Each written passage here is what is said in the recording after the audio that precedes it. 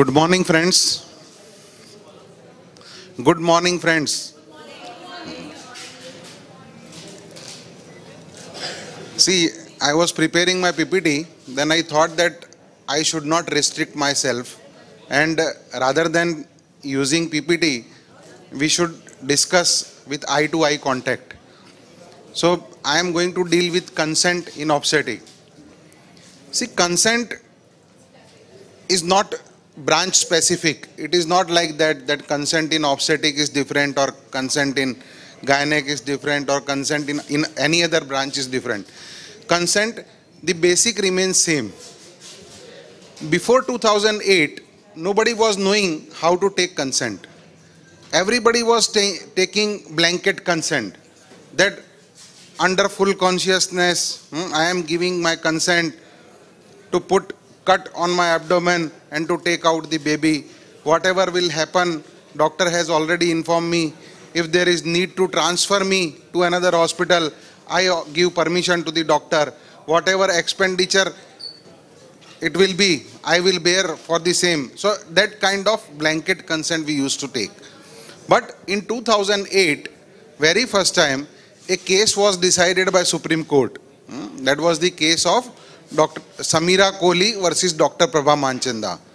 And in that case, Supreme Court has elaborated that what is a valid consent. So to understand consent, we must understand that what is the meaning of contract. Consent is a contract. Same like marriage is a contract. Okay. When we marry, it is a contract. So how we marry? So you compare it with the consent. Before marriage, you have been given all the choices, alternates available. Okay.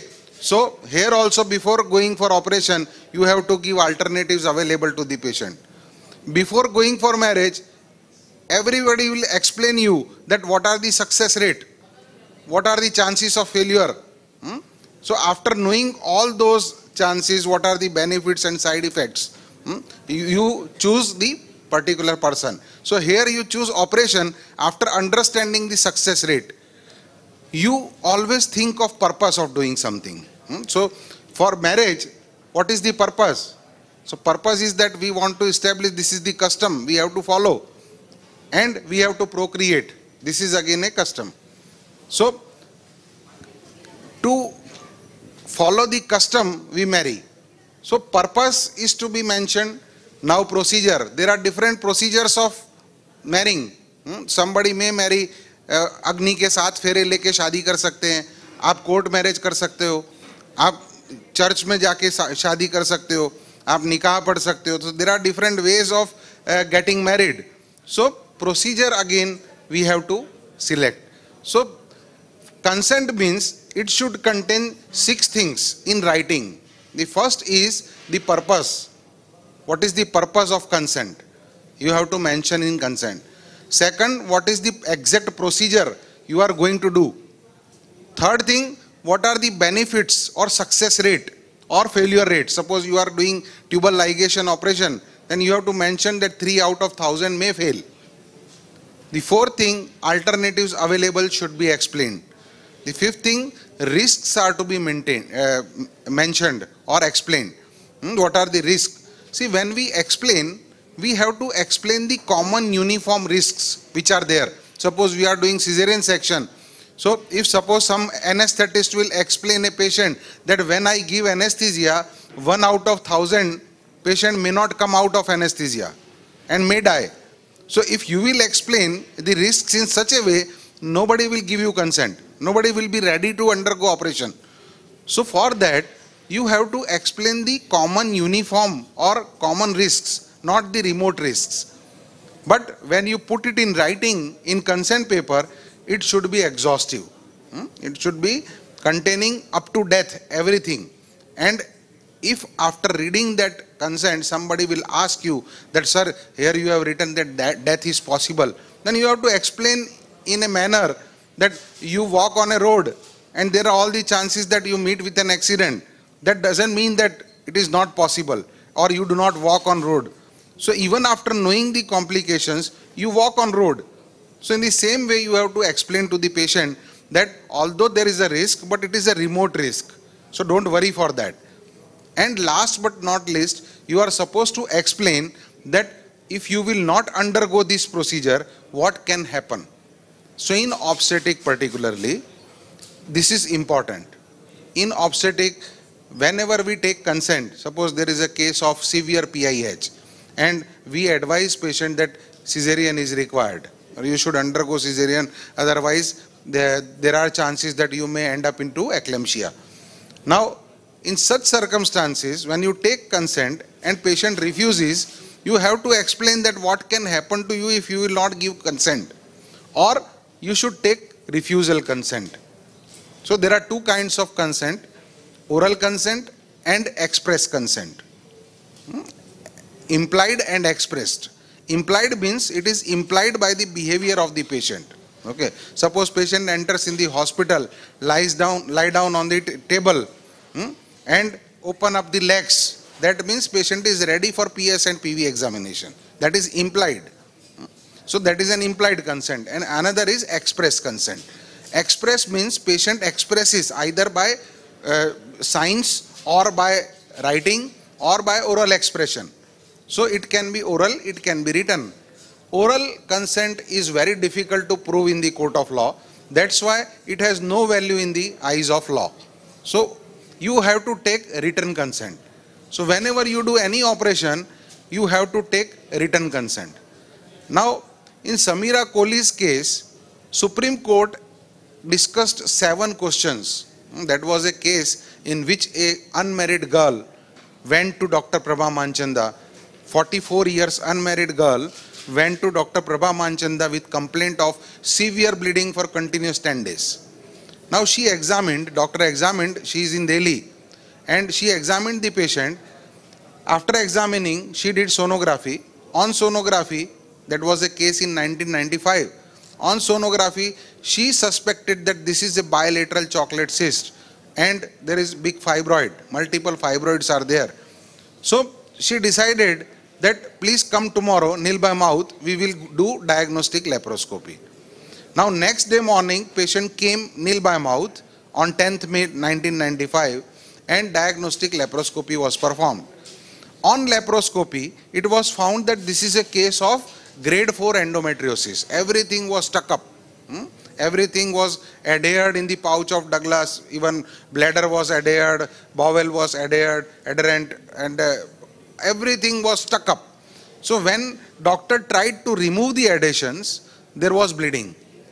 As soon as there was bleeding, doctor decided on table that if I will not remove both ovaries and uterus of this patient, in future she may end up into bowel perforation or bladder perforation due to endometrial patches.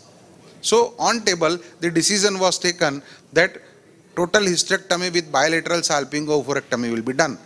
Now patient was under anesthesia, whose consent is to be taken. So doctor asked her assistant to go out and take consent of mother who was waiting outside OT. Proper consent of bilateral salpingo-oophorectomy with total hysterectomy was taken and operation was performed. Now on the day of settling the bill, one relative came. One friend of that lady came that you have removed uterus of this lady without her consent at all. And you said that you will charge only 8,000 for diagnostic laparoscopy. Now you have given bill of 39,000.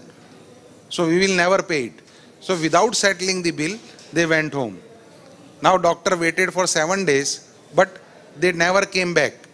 So doctor sent some notice that please come and clear my bill. Now aggrieved by that, instigated by that, they sent notice to the doctor that compensate us for 25 lakhs rupees because whatever operation is done is without consent and you have not taken my patient's consent. I was going to marry her next year. See, at the age of 44 years with multiple fibroids and bilateral chocolate cyst with endometritis grade 4, he was going to marry next year. Now her marriage prospectus are over. Now she cannot procreate. She has to take for lifelong hormonal replacement therapy, and there are so many side effects of hormone replacement therapy. So talking irrelevant, they asked 25 lakhs rupees as a compensation. And in this case, Supreme Court, the case was first registered in National Commission. And in National Commission, expert opinion was taken from Dr. Sudha Salhan, who was head of the department in Maulana Azad Institute in Delhi. She gave her expert opinion that everything whatever is done by the doctor is according to the guidelines, medical guidelines, and nothing is wrong. So decision came in favor of doctor that no compensation will be awarded. Agreed by this decision, they went into Supreme Court. And in Supreme Court, patient said that we are not telling that doctor is negligent in doing surgery. But our thing is that whatever doctor has done is without the consent of the patient. So everything was discussed in this case. 7 questions were raised. First question Supreme Court raised that whether consent is necessary to remove any organ from the body. Answer was yes. If you will remove any organ or anything from the body without consent, if you perform any operation without consent, it amounts to assault and battery, and which is punishable under Indian Penal Code. And there is provision of 6 months imprisonment for that. The second question, I will finish in time, no problem. Second question asked was that what is the consent? So court said that consent is a contract, and contract to become a valid contract, there are 3 things which are necessary. The first thing, the parties who are signing should be competent. Means the person who is signing should be above the age of 18 years with sane mind. Insane person, guardian should sign. Below 18, guardian should sign. Second, the consent should be free consent. Means without any undue pressure, without any coercion, without any undue influence, without any fraud, without any mistake of facts. So consent should be free. Then third thing is that consent can only be taken for a legal purpose. For euthanasia, you cannot take consent because mercy killing itself is illegal in India. So you can take consent only for legal purpose. And fourth thing was added in Supreme Court decision that before taking consent, you should pass on adequate information. Okay. Now what is the meaning of adequate information? I have narrated that there are 6 things. Purpose of surgery. Second, detail of procedure. Third, what are the alternatives available. Fourth, what are success rate. Fifth, risks and risks of not undergoing procedure. These are the 6 things to be explained. Now, for every consent, there is a website available that is known as www.consent4doctor.com. And every consent nowadays is a procedure specific consent, because every adequate information is different for every different procedure. So nowadays you cannot take a common consent. Consent is a procedure specific consent, and you have to follow procedure specific consent. In this website, every procedure specific consent is available. Thank you very much.